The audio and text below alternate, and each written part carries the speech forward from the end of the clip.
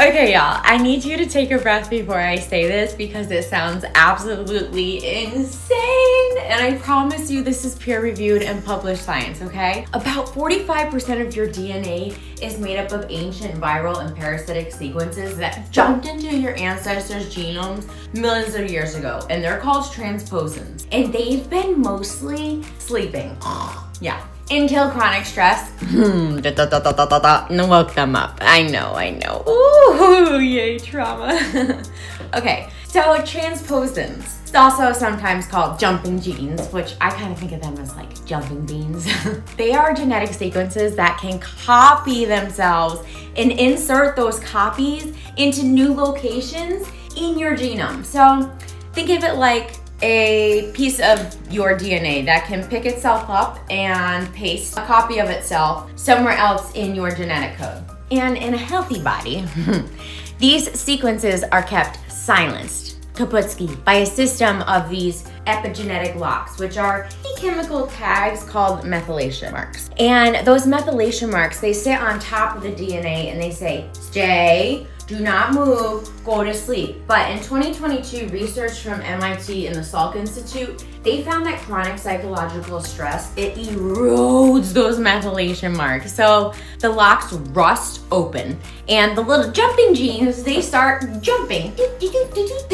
And now, why does this matter so much? Well, when a transposon copies itself and then inserts itself into a new location, it can land in the middle of a functioning gene and it disrupts it. And it can insert near a gene and change how that gene is expressed, and that can trigger an immune response. And because your immune system sometimes then mistakes it as active transposons for actual viral infections. And that immune activation, it contributes to the exact neuroinflammatory states we keep coming back to. And 2023 research from Karolinska Institute, they found that elevated transposon activity, specifically in LINE-1 elements in blood samples of individuals with chronic stress histories. And those also correlated with activity with the inflammatory marker levels of those individuals. So your ancient genetic passengers were not just passengers anymore. They've been driving, okay? Now, what keeps transposons silenced? Well, methylation, which requires folate and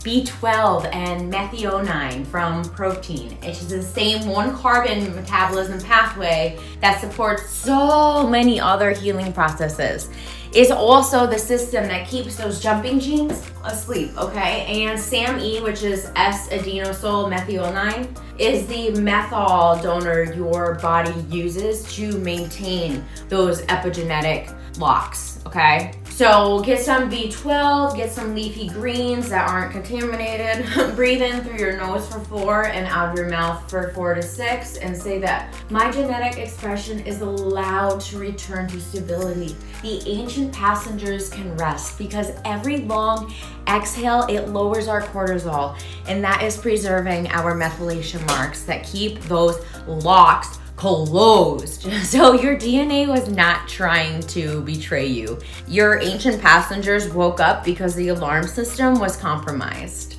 And now we are repairing that alarm. Remember to follow along and let me know in the comments what video you would like me to film next. Have a fabulous day. Happy healing, y'all. Bye.